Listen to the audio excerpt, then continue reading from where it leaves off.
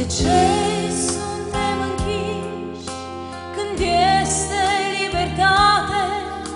De ce suntem zgârciți când le avem pe toate? De ce ne împărțim când suntem împreună? De ce nu ne iubim când Domnul ne adună? Mi-e dor de părtășia cu frații ce-am avut. Mi-e dor să simt fiorii ca la început.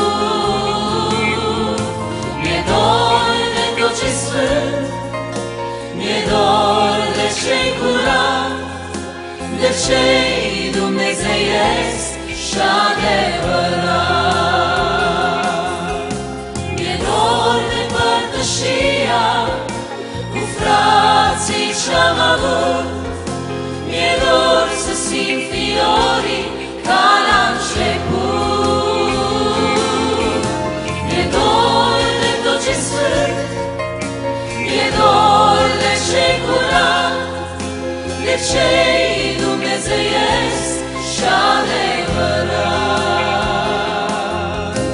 De ce ne dezbinăm în trupul lui Hristos? De ce lovim cu piatra în cer căzut de jos? De ce nu mai simțim cu cei de lângă noi?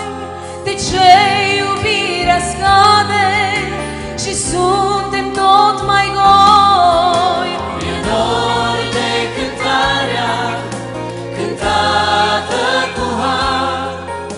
Mi-e dor de rugăciunea plină de jar. Mi-e dor de Tine, Doamne, mi-e dor de veșnicii. Mi-e dor să-ți aud glasul când vei veni. Mi-e dor de cântarea cântată cu har. Mi-e dor de rugăciunea plină de jar. Mi-e dor de Tine, Doamne, mi-e dor de veșnicii. Mi-e dor să-ți aud glasul când vei veni.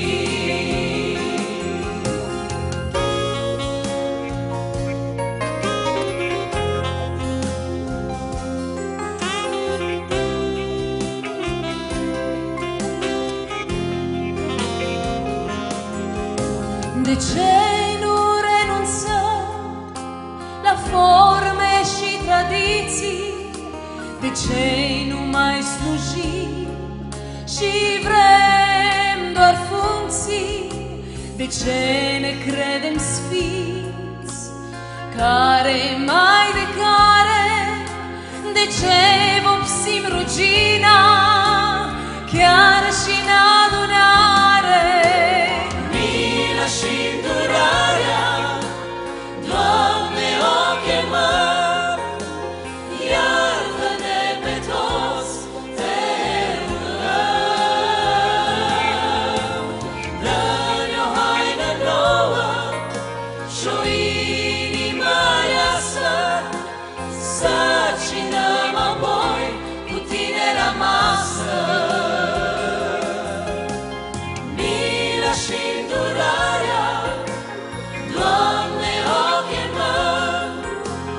Iartă-ne pe toți, te rugăm. Dă-ne o haină nouă și-o inimă aleasă, să cinăm apoi cu Tine la masă.